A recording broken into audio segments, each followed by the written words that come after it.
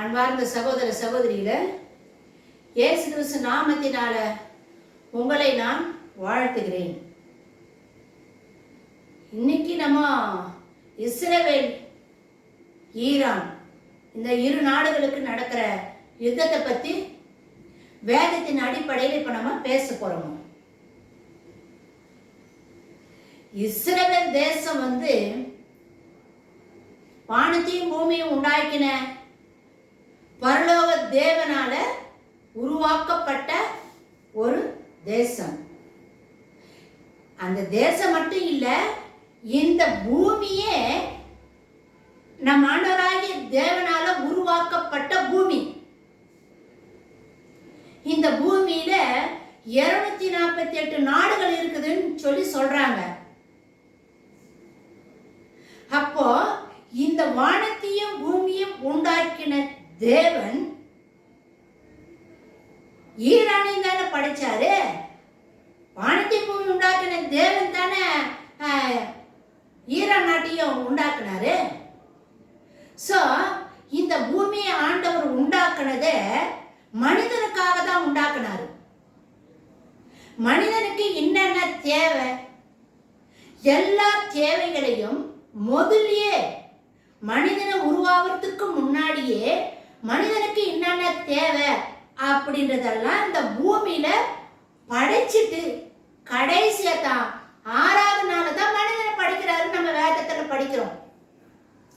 So மனிதன் உயிர் வாழணும், மனிதன் இந்த பூமியில ஜீவிக்கணும், அவனுக்கு உண்டான எல்லா ஆதாரங்களும் எல்லா ஆசீர்வாதங்களும் எல்லா ஐஸ்வர்யங்களையும் வானத்தையும் பூமியும் உண்டாக்கின பரலோக பிதா இந்த பூமியில உண்டாக்கி வச்சிருக்கிறாரு மனிதனுடைய நன்மைக்காக. சோ அந்த மாதிரி ஒரு சில இடங்கள்ல பாலைவனமா இருக்குது, ஒரு சில இடங்கள் பெரும்பாலான பகுதிகள் இந்த பூமியில எல்லாம் பூத்து காய்த்து கனி கொடுக்கிற இடங்களா தான் இருக்குது. சில இடங்கள்ல வறட்சியா இருக்குது, எந்த ஒரு புல் பூண்டுமே கிடையாது. அந்த இடத்துல ஆண்டவர் வேற ஒரு ஆசீர்வாதத்தை வச்சிருக்கிறார். சோ அது போல ஈரான் நாட்டுல, முக்கியமா மத்திய கிழக்கு நாடுகள்ல ஆண்டவர் எண்ணெய் வளத்தை வச்சிருக்கிறார். அது அவங்களுக்கு உண்டான ஆசீர்வாதம். எண்ணெய் வளத்தை வச்சிருக்கிறார், அதிகமா வச்சிருக்கிறாரு. மற்ற நாட்டுகளையும் இருக்குது, இருந்தாலும் அந்த நாட்டுகள்ல எண்ணெய் வளம் அதிகமா இருக்குதுன்னு நம்ம பார்க்கிறோம். சோ இந்த எண்ணெய் வளம் மனிதனுடைய நன்மைக்காக தான் ஆண்டவர் உண்டாக்குனார். சோ ஈரான் தேசத்துல அது அதிகமா இருக்குது. ஈரான் தேசத்துல அதிகமா இருக்குது. 4 பங்கு உலகத்துல இருக்க எல்லா மக்களுக்கும் சப்ளை பண்ற அளவுக்கு ஆண்டவர் ஈரான் தேசத்துல அந்த எண்ணெய் வளத்தை வச்சிருக்கிறார். சோ ஈரான் நாடு என்ன செஞ்சிருக்கணும், அதுல வர ஆசீர்வாதத்தை அந்த எண்ணெயை மற்ற நாடுகளுக்கு வித்து அதனால வர ஆசீர்வாதத்தை, அதனால வர வருமானத்தை யாருக்கு கொடுத்திருக்கணும், தன்னுடைய தேசத்து மக்களுடைய நன்மைக்காக அவங்க செலவு செஞ்சிருக்கணும். ஆனா ஈரான் தேசத்துல வர வருமானமானது அந்த நாட்டு மக்களுக்கு போய் சேரல. அந்த எண்ணெயினால வர வருமானம் ஈரான் நாட்டில் இருக்கிற மக்களுக்கே போய் சேரல. அப்ப யாருக்கு போய் சேருது அந்த ஆசீர்வாதம் அப்படின்னா, ஈரான் நாடு பல தீவிரவாத குழுக்களை ஆங்காங்க பல இடங்கள்ல வச்சிருக்குது. எது? ஈரான் நாடு எங்க வச்சிருக்குது? லெபனான்ல வச்சிருக்குது. ஹிஸ்புல்லா இயக்கத்தை வச்சிருக்குது லெபனான்ல. காசால ஹமாஸ் இயக்கத்தை வச்சிருக்குது. யேமன்ல ஹவுதி இயக்கத்தை வச்சிருக்குது. சிரியாவில் ஈராக்லயும் முஸ்லிம் ஜிஹாத் ஒரு இயக்கத்தை வச்சிருக்குது. இந்த மாதிரி இயக்கங்கள், அதாவது இயக்கங்களே சொல்லக்கூடாது, தீவிரவாதிகள், ஈரான் நாட்டினுடைய தீவிரவாதிகள் சிரியாவில, லெபனான்ல, காசாவில, ஏமன்ல, ஈராக்ல. சோ நடு மையத்துல தான் இஸ்ரேல் தேசம் இருக்குது. இந்த இஸ்ரேல் தேசத்தை சுற்றிலும் ஈரான் நாடு தீவிரவாதிகளை ஏற்படுத்தி தீவிரவாதிகளுக்கு சம்பளம், மாசத்துக்கு இவ்வளவு சம்பளம் கொடுத்து அவங்களுக்கு உண்டான, அதாவது உணவு, இருக்கிற இடம், மாத வருமானம் எல்லாம் கொடுத்து எல்லா வசதிகளும் செய்து கொடுத்து ரெடி பண்ணி வச்சிருக்குது. இந்த பணத்தை, ஈரான் நாட்டில் இருக்கிற பணத்தை, இந்த ஈரான் நாட்டில் வர வருமானத்தை யாருக்கு செலவு பண்ணுது? இந்த ஈரான் நாடு தீவிரவாதிகளுக்கு தீவிரவாதிகளுக்கு கொடுக்குது, ஹமாஸ் இயக்கத்துக்கு கொடுக்குது, ஏமன்ல இருக்கிற ஹவுதி இயக்கத்துக்கு கொடுக்குது, சிரியா நாட்டிலையும் ஈராக்ல இருக்கிற முஸ்லிம் ஜிஹாத் இயக்கத்துக்கு கொடுக்குது. எதுக்கு செலவு பண்ணுது? இந்த ஆசீர்வாதம் ஆண்டவர் கொடுத்தது எதுக்கு கொடுத்தாரு? மனிதனுடைய நன்மைக்காக தான் இந்த ஆசீர்வாதத்தை கொடுத்தாரு. ஆனா இந்த ஈரான் நாடு என்ன பண்ணுது? தீவிரவாத செயலுக்காக பணத்தை செலவு பண்ணுது. ஆயுதங்கள் செய்யறதுக்காகவும், ஆயுதங்களை வாங்கறதுக்காகவும், நிலத்தடியில சுரங்கங்களை செய்யறதுக்காகவும் பணத்தை செலவு பண்ணுது. ஈரான் நாட்டில் இருக்கிறவங்கள இத பேட்டி கொடுக்குறாங்க. என்னன்னு? ஈரான் நாட்டில் அண்டர் கிரவுண்ட் சிட்டி, நிலத்தடி சிட்டியம், அந்த மாதிரி செய்து ஏராளமான ஆயுதங்களை பதுக்கி வச்சிருக்குது. இத செய்யறதுக்கு 40 வருஷம் ஆயிருக்குது ஈரானுக்கு. அப்ப இந்த 40 வருஷமா எவ்வளவு பணத்தை அது செலவு பண்ணி இருக்குதுங்க. ஆனா மக்களுக்கெல்லாம் போய் சேரல. ஈரான் நாட்டில் இருக்கிற மக்களுக்கு இந்த நன்மையெல்லாம் போய் சேரல. ஈரான் நாட்டில் இருக்கிற மக்களுக்கு ஏழ்மையா தாங்கிறாங்க. ஒரு சில இடங்கள்ல தான் 100 பேர் இருக்கிறாங்கனாக்கா ஒரு 200 பேர் தான் கொஞ்சம் நல்ல வசதியா இருக்கிறாங்க. மீதி 80 பேரும் வறுமை கோட்டுல தான் இருக்கிறாங்க. ஆனா அந்த நாட்டுல கிடைக்கிற அந்த வருமானத்தை அந்த நாடு என்ன பண்ணுது? தீவிரவாதிகளுக்கு பணத்தை செலவு பண்ணுது. இப்போ ஏன் இந்த தீவிரவாதத்தை, இந்த மாதிரி தீவிரவாதிகளை இஸ்ரேல் தேசத்தை சுற்றிலும் நிக்க வச்சிருக்குது அப்படின்னா, இஸ்ரேல் தேசத்தை அழிச்சிடணும் அப்படின்றதுதான் ஈரானுடைய திட்டம். ஈரானுடைய திட்டன்றதை விட அந்த ஈரான் நாட்டு தலைவர் இருக்கிறார் பாரு, பெரும் தலைவர், வயசானவர் காமெனி. அந்த காமெனி தான் இவ்வளோ இந்த பிரச்சனைக்கு இந்த அளவுக்கு யுத்தத்துல நிக்கிறதுக்கு காரணமே அந்த வயசானவர் இருக்கிறாரு பாரியா காமெனி. அந்த காமெனி தான் காரணம். இவர் எப்படி இருக்கிறாருன்னா ஒரு புற்றுநோய் கட்டி மாதிரி இருக்கிறாரு. அந்த நாட்டுக்கு, ஈரான் நாட்டுக்கு அவர் ஒரு புற்றுநோய் கட்டி மாதிரி இருக்கிறார். இந்த புற்றுநோய் முதல் 1 செல் வரும், அப்புறம் 4 செல் வரும், அப்புறம் 10 செல், 100 செல், அப்படியே பெருகும். அதான் புற்றுநோய், புற்று மாதிரி வளருது. சோ இந்த காமெனின்ற இந்த புற்றுநோய் கட்டி இதை என்ன பண்ணுது? எல்லா இடங்களிலும் தன்னுடைய புற்றுநோயை பரவ செய்து பரவ வச்சிடுச்சு.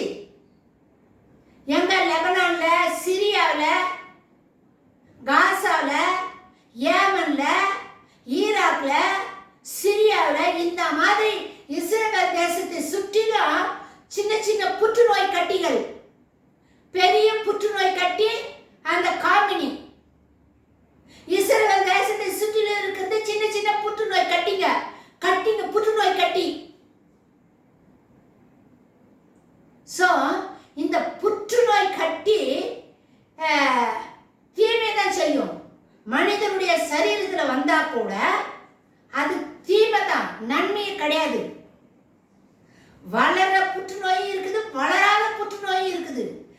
வளர புற்றுநோய். இந்த காமினி என்ற பெரிய புற்றுநோய் கட்டி ஈரான் நாட்டில் பெரிய தலை, அதுதான் பெரிய புற்றுநோய் கட்டி. இந்த புற்றுநோய் கட்டி தன்னுடைய புற்றுநோய் வியாதியை இஸ்ரேல் தேசத்தை சுத்தில வச்சிருக்குது. சோ இன்னைக்கு ஈரான் தேசமும் இஸ்ரேல் தேசத்திலேயும் 2 நாடுகளுக்கு யுத்தம் நடக்குது அப்படின்னா இதுக்கு அஸ்திவாரம் மூலக்கல் யாருன்னா இந்த பெரிய புற்றுநோய் கட்டின்ற காமினி. சோ இந்த பெரிய புற்றுநோய் கட்டிய அகற்றினோம். இந்த புற்றுநோய் கட்டிய அகற்றினோம். அப்பதான் சரீரம் நல்லா இருக்கும், சுத்தமா இருக்கும். இந்த ஈரான் நாட்டில் இருக்கிற இந்த புற்றுநோய் கட்டி நீக்கப்பட்டதான், அழிக்கப்பட்டதான் இந்த பூமி சமாதானமா இருக்கும், சமாதானமா இருக்கும். இந்த புற்றுநோய் கட்டி அகற்றலைன்னா உபத்திரவம் தான், வேதனை கொடுத்துட்டே இருக்கும். இந்த புற்றுநோய் கட்டி சரீரத்திலிருந்து அகற்றாத வரைக்கும் அந்த சரீரத்துக்கு நோய் இருந்துட்டே இருக்கும், வேதனை, வலி, சகலம் வந்துட்டே இருக்கும். உலகத்துக்கு ஈரான் நாட்டில் இருக்கிற அந்த காமினி ஒரு புற்றுநோய் கட்டி. இந்த புற்றுநோய் கட்டியை அகற்றணும். இவ்வளவு தூரத்துக்கு யுத்தத்துக்கு வந்து நிக்குதுன்னா முதல் தொடக்கம் எது?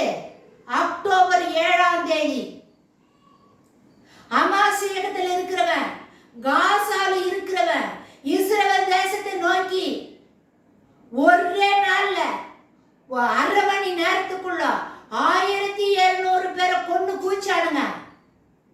குழந்தைங்களை அவங்கள வச்சு எரிச்சானுங்க, பெண்களை கற்பழிச்சானுங்க, பெண்களுடைய மார்பகத்தை கட் பண்ணி பந்தானானுங்க, பெண்களை நிர்வாணமாக்கினானுங்க. அவன் நாட்டுல அவனுடைய பெண்களை யூதர்கள் எல்லாம் செஞ்சிருப்பாங்களா? ஏன்? கடவுளுக்கு பயப்படுறவங்க, கடவுளுடைய வார்த்தையின்படி வாழ நினைக்கிறவங்க, தன்னுடைய நாடு பாதுகாக்கணும், நம்மளை சுற்றிலும் ஓனாய் கூட்டங்கள் எந்த நேரம் வந்து நம்மளை சீண்டிக்கிட்டே இருக்குதே, உபத்திரம் கொடுத்துட்டே இருக்குதேன்னு இந்த உபத்திரத்திலிருந்து தன்னை பாதுகாத்துக் கொள்றதுக்காக தான் இஸ்ரேல் தேசம் அயன் டோமை வச்சுச்சு. தன்னை பாதுகாக்கிறதுக்கு அயன் டோமை வச்சுச்சு. இவன் என்ன பண்றான்? உன்னுடைய பாதுகாப்பு எந்த அளவுக்கு இருக்குது பார்த்தலாம் அப்படின்னு சொல்லிட்டு ஒரே நாள்ல அயன் டோம் செயல் எடுத்து போகிற மாதிரி பண்ணானுங்க. இதுக்கெல்லாம் இந்த ட்ரிக்ஸ், இந்த இதெல்லாம் கற்றுக் கொடுத்து போய் செய்ய சொல்லி சொன்னது யாருன்னாக்கா ஈரான் நாட்டில் இருக்கிற இந்த காமினி என்ற பெரிய புற்றுநோய் கட்டி. அவங்கள ஊக்கப்படுத்துறது, அவங்களுக்கு முன்னாடி தள்ளி போய் அடின்னு சொல்லி சொல்றது, கொலை பண்ணு சொல்லி சொல்றது, வெட்டுன்னு சொல்லி சொல்றது, தீமைக்கு தூண்டி விடுற ஆளு யாரு? இந்த காமினி என்ற புற்றுநோய் கட்டி. சோ இந்த புற்றுநோய் கட்டி பேச்சு கேட்டு காசாவில் இருக்கிற ஹமாஸ் இயக்கம் இஸ்ரேல் தேசத்துல வந்து மோதனானுங்க. இன்னைக்கு காசாவில் இருக்கிற பொது மக்கள் எவ்வளவு பேர் செத்தாங்க? 52,000 பேர் செத்தாங்க. யாரால? ஈரான் நாட்டில் இருக்கிற பெரிய புற்றுநோய் கட்டியால தான் அவ்வளவு பேர் செத்தாங்க. உன் மக்களை நீயே அழிக்கிற, உன் மக்களை நீயே தீமைக்கு தள்ளுற. சோ இப்படி இருக்கிறதுனால உன் பலத்தை பார்த்தலாம், உன் பலம் எந்த அளவுக்கு இருக்குது. அவங்க என்ன செஞ்சாங்க? காசால இருக்கிற மக்களுக்கு 18,000 மக்களுக்கு வேலை வாய்ப்பு கொடுத்தாங்க, தண்ணீர் கொடுத்தாங்க, மின்சாரம் கொடுத்தாங்க. இந்த பக்கம் கிழக்கு பக்கம் இருக்கிற பாலஸ்தீன மக்களுக்கு 1,25,000 பேருக்கு பேருக்கு வேலை வாய்ப்பு கொடுத்தாங்க. நல்லதானே பண்ணாங்க. உங்களுக்கு கூட தீமை செய்யலையே. நம்ம சமாதானமா வாழலாம், நம்ம நல்லபடியா இருக்கலாம். நீ வறுமையிலேயே இருக்கிறியே, உன்னை மேல தூக்கி விடுறதுக்கு தானே உனக்கு வேலை வாய்ப்பு கொடுத்துச்சு இஸ்ரவேலு. உண்ட வீட்டுக்கு ரெண்டகம் செய்யுதா? சோ இதெல்லாம் ஆண்டவர் பார்த்துட்டு இருக்கிறாரு. இன்னைக்கு உலகம் முழுசும் இஸ்ரவேலு இஸ்ரவேலு இஸ்ரவேலு இஸ்ரவேலை அழிச்சிடணும் அப்படின்னு நீ சொல்ற. உன்னால முடியுமா? இஸ்ரவேலை அழிக்க உன்னால முடியுமான்னு கேக்குறேன். உங்களுக்கு ஒரு விஷயத்தை நான் சொல்றேன்னா, அதாவது இஸ்ரவேல் நாடு வந்து ஒரு சின்ன நாடு தாங்க. 240 கிலோமீட்டர் தூரம் தான் இஸ்ரவேலுடைய நீளம். பரப்பளவு அவ்வளவுதான். ஒரு சின்ன நாடு. ஆனா ஈரான் நாடு எவ்வளவு பெருசு? நம்ம இந்தியா பக்கத்தில் இருக்குது அரபிக்கடல். அரபிக்கடலை தொடங்குது அதனுடைய எல்லை. பாகிஸ்தானு, ஆப்கானிஸ்தானா, அப்படியே ருமேனியா போய் அந்த பக்கம் துருக்கி வரைக்கும் போகுது அதனுடைய எல்லை. இந்த பக்கம் வளைகுடா நாடுகள், ஈராக்கு, சிரியா, துருக்கி. இவ்வளவு பெரிய நிலப்பரப்புங்க. ஈரான் நாடு பெருசு. ஈரான் நாட்டுல ஜனத்தொகை நிறைய. 9 கோடியோ 10 கோடி பேர் நிறைய. அந்த நாட்டில் இருக்கிற ஜனத்தொகை நிறைய. நிலப்பரப்பு பெருசு. அதுல இருக்கிற ஆசீர்வாதம் எல்லாம் நிறைய ஆண்டவர் வச்சிருக்கிறாரு. நீ பெரிய ஆளு தான். ஆனா இஸ்ரவேல் தேசம் ஒரு சின்ன நாடுங்க, குட்டி நாடு. அந்த நாட்டை நீ வந்து அழிக்கணும்னு நினைக்கிற. உதாரணத்துக்கு உங்களுக்கு ஒரு எக்ஸாம்பிள் சொல்றேன் பாருங்க. ஒரு 17 வயசு பையன், 17 வயசு பையன் தான் இஸ்ரவேல் தேசம் வச்சுட்டுங்க. 45 வயசு உள்ளது ஈரான் நாடு. சோ 45 வயசு உள்ள ஒரு ஆளு தன்னுடைய கூட்டாளிகள்லாம் கூட சேர்த்துக்கிட்டு,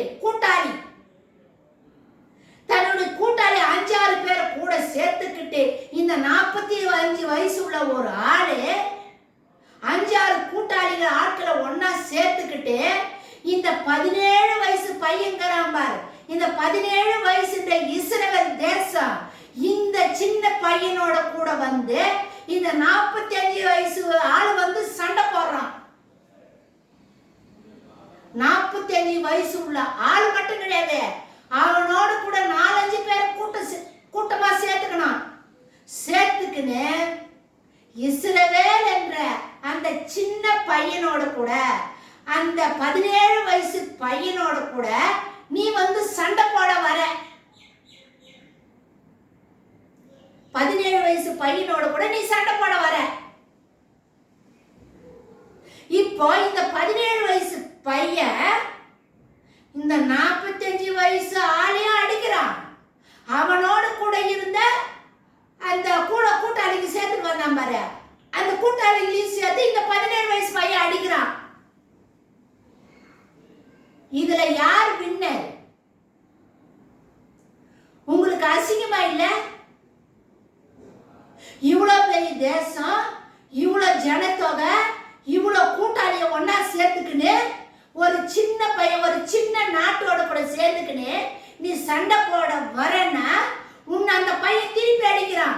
இஸ்ரவேல் நாடு இருக்கிற அந்த 17 வயசு பையன் உன்னை திருப்பி அடிக்கிறான். யாருக்கு அசிங்கம்? உனக்கு தான் அசிங்கம். பெரிய வயசா இருக்கிற அந்த ஈரான் நாட்டுக்கு தான் அசிங்கம். பெரிய நிலப்பரப்பு, ஜனத்தொகை நிறைய, எல்லா பலமும் இருக்குது. ஆனா இஸ்ரவேல் தேசத்துக்கு சின்ன நாடு, 240 கிலோமீட்டர் தூரம் தான் அந்த நாடு. அதோட கூட அந்த சின்ன பையனோட கூட நீ வந்து சண்டை போடுறிய, உனக்கு வெக்கமா இல்ல? உனக்கு அசிங்கமா இல்ல? அவங்கிட்ட அடி வாங்குறிய, உனக்கு வெக்கமா இல்ல? அவன் தோத்துருவான்னு நினைக்கிறியா? தோக்க மாட்டான். வேதத்திலிருந்து உனக்கு நான் வசனத்தை எடுத்து காட்டுறேன் பாரு. வேதத்திலிருந்து எடுத்து காட்டுறேன். ஈரான் நாடுன்ற இந்த பெரிய ஆளு தன் கூட்டாளிகளோட கூட ஒன்னா சேர்த்துக்கிட்டு இந்த ப்ராக்சி குழு இருக்குது பத்தியா, ஏமன், இந்த காசா, லெபனான், சிரியா, ஈராக்கு, இந்த நாட்டில் இருக்கிற இந்த ப்ராக்சி எல்லாம் ஒன்னா சேர்ந்துக்குன்னு இப்ப பெரிய புற்றுநோய் கட்டி இப்ப என்ன பண்ணுது, இந்த சின்ன பையனோட கூட வந்து சண்டை போடுது. இஸ்ரவேலை நான் அழிச்சிடுவேன், ஒழிச்சு கட்டிடுவேன், இல்லாத மாதிரி பண்ணிடுவேன்னு ஈரான் நாடு சொல்லுது. உன்னால ஜெயிக்க முடியுதா இல்லையான்னு நம்ம வேதத்திலிருந்து பார்க்கலாம். ஏன்னா இஸ்ரவேலின் தேவன் யாரு, அவங்களை அழிச்ச கடவுள் எப்பேற்பட்டவர் அப்படின்றத வேதத்தின் அடிப்படையில உங்களுக்கு நான் எடுத்து காட்டுறேன். யோசுவாவின் புஸ்தகம் 11வது அதிகாரம். உங்களுக்கு பைபிள் இருந்தா எடுங்க, இல்லைன்னா யார்கிட்டயே வாங்கி படிங்க. யோசுவாவின் புஸ்தகம் 11வது அதிகாரம் 1-3 வசனம். இதுல வர சம்பவம் 14 நாட்டு ராஜாக்கள் எல்லாம் ஒன்னா கூடிக்கிட்டு இஸ்ரவேலை அழிச்சுன்னு சொல்லி யுத்தம் பண்ண வந்தான்.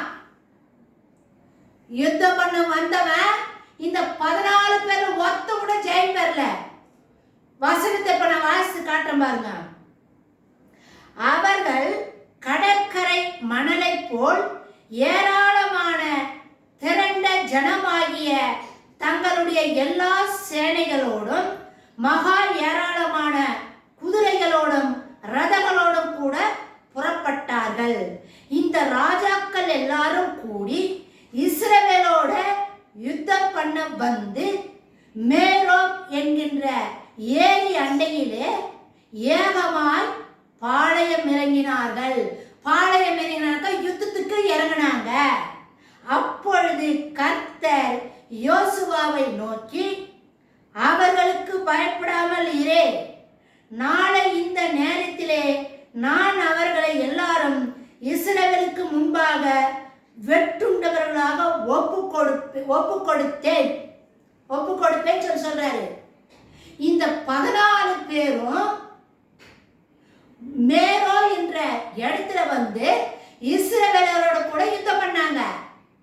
14 நாட்டு ராஜாக்கள். இந்த 14 நாட்டு ராஜாக்களும் இஸ்ரவேல் முன்னாடி தோத்து போனாங்க, ஓடி போனாங்க. 14 நாட்டு ராஜாக்கள். இன்னொரு வசனம் சொல்ற பாருங்க. இதெல்லாம் நடந்த நிகழ்ச்சி, பொய் கிடையாது. இதெல்லாம் வரலாறு எழுதப்பட்டிருக்குது. யோசுவாவின் புஸ்தகம் 12வது அதிகாரம் 9 முதல் 24 திருவசனங்கள். 9 முதல் 24 திருவசனங்கள். அவர்களை கர்த்தரின் தாசனாகிய மோசேயும் இஸ்ரவேல் புத்திரரும் முறியடித்தார்கள். 9வது வசனத்தில் இருந்து 24வது வசனம் வரைக்கும் எத்தனை ராஜாக்கள் தெரியுமா? 31 ராஜாக்கள். 31 நாட்டை சேர்ந்த ராஜாக்கள் ஒன்னா கூடி இஸ்ரவேலை அழிச்சின்னு சொல்லி வந்தாங்க. போன முறை நம்ம படிச்சோம் 11வது அதிகாரத்துல 14 நாட்டு ராஜாக்கள் வந்தாங்க. ஆனா 12வது அதிகாரத்துல 9-24 திருவசனங்கள்ல 31 ராஜாக்கள், 31 நாட்டு ராஜாக்கள் ஒன்னா சேர்ந்து இஸ்ரவேலை அழிச்சின்னு வந்தாங்க. இந்த 31 நாட்டு ராஜாக்களும் துண்டக்கான துணியக்காடன ஓடிட்டானுங்க. ஜெயம் பெற முடியல. இஸ்ரவேலை ஜெயம் பெற முடியல. ஏன்? இஸ்ரவேலின் தேவன், இஸ்ரவேலை அழைத்த தேவன், வானத்தையும் பூமியை உண்டாக்கின சர்வ லோகத்தின் ஆண்டவர் அவங்களை அழிச்சிருக்கிறாரு. அவங்களுக்கு துணையா இருக்கிறாரு. இன்னைக்கு கூட நடக்கிற இந்த யுத்தத்துல சீனா வந்து கலக்குது, ரஷ்யா வருது, வடகொரியா வருது. சேரட்டும், எத்தனை நாடு சேர்த்து சேரட்டும். அப்ப இஸ்ரவேலுக்கு அழிவு இல்லையா? அழிவு இருக்கும். பட் யார் வின் பண்ண போறாங்க அப்படின்றத நம்ம பொறுத்திருந்து பார்க்கணும். வானத்தையும் பூமி உண்டாக்கின தேவன் எப்பேற்பட்ட தேவன் என்பதை நம்ம பொறுத்திருந்து தான் பார்க்கணும். இந்த உலகத்துல, இந்த நேரத்துல, இந்த காலகட்டத்துல அவர் யார் என்பதை, அந்த தேவன் யார், இஸ்ரவேலின் தேவன் யார் என்பதை அவரே நிரூபிச்சு காட்டுவார். அவரே நிரூபிச்சு காட்டுவார். நம்ம எல்லாம் பொறுத்திருந்து பார்க்கலாம். சோ இஸ்ரவேல் தேசம்ன்றது ஒரு சின்ன நாடு. அதுதான் தாவீது மாதிரி பெரிய நாடு. ஈரான், கோலியாத். நம்ம வேதத்துல தாவீதும் கோலியாத்து நடந்த அந்த யுத்தத்தை நம்மளுக்கு வேதத்துல எழுதி வச்சிருக்கிறாங்க. பெரிய மலை மாதிரி வந்தான் கோலியாத்து. 40 நாள் கொக்கரிச்சான். இஸ்ரவேலை பார்த்து எள்ளி நகையாடனான். கட்சியில இந்த 17 வயசு பையன் இந்த தாவீது தான் கோலியாத்த முறியடிச்சான். ஒரே ஒரு கூழாங்கல்லு, ஒரே ஒரு கூழாங்கல்லு நெச்சி பார்த்து அடிச்சான். மலை மாதிரி சரிஞ்சு போச்சு சரீரம். இன்னைக்கு ஆண்டவர் நம்ம பொறுத்திருந்து தான் பார்க்கணும். அவர் யாரு, அவர் எப்பேற்பட்ட தேவன் அப்படின்றத இந்த உலகத்துக்கு, இந்த உலகத்தில் இருக்கிற 700 மில்லியன் மக்களுக்கு அவர் யார் என்பதை அவரே நிரூபிச்சு காட்ட போறார்.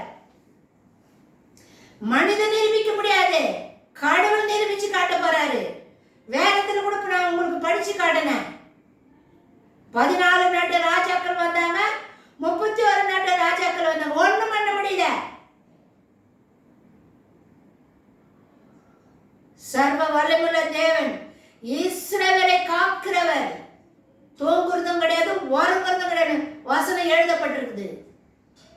சோ இந்த யுத்தத்துக்கு காரணமே அந்த பெரிய புற்றுநோய் கட்டியா இருக்கிற அந்த காமினி தான். சோ இந்த புற்றுநோய் கட்டி சீக்கிரம் ஆண்டவர் இந்த உலகத்துல இருந்து அழிச்சுடுவார். இந்த புற்றுநோய் கட்டி அழிச்சு போனாதான் இந்த உலகத்துக்கு சமாதானம். இந்த செய்தியை எல்லாருக்கும் சொல்லுங்க, ஷேர் பண்ணுங்க, லைக் பண்ணுங்க. இதில் உங்களுக்கு ஏதாவது சந்தேகம் இருந்தால் என்ன கமெண்ட்ஸில் கேளுங்க, நான் பதில் கொடுக்குறேங்க. தொடர்ந்து இஸ்ரவேல் தேசத்துக்காக நீங்கள் ஜெபிச்சுட்டு வரீங்க. நான் நம்புறேன் உலகம் முழுவதும் இருக்கிற எல்லா கிறிஸ்துவர்களும் பாரத்தோடு வருத்தத்தோடு இஸ்ரவேல் தேசத்துக்காக நீங்க ஜெபிக்கிறீங்கன்றத இயேசு நாமத்தினால 100க்கு 100 நான் விசுவாசிக்கிறேன், நம்புறேன். நம்ம ஜெபத்தை ஆண்டவர் கேட்டுட்டாரு. அவரு இஸ்ரவேலுக்காக இறங்கி வந்துட்டார். சப்ஸ்கிரைப் பண்ணுங்க.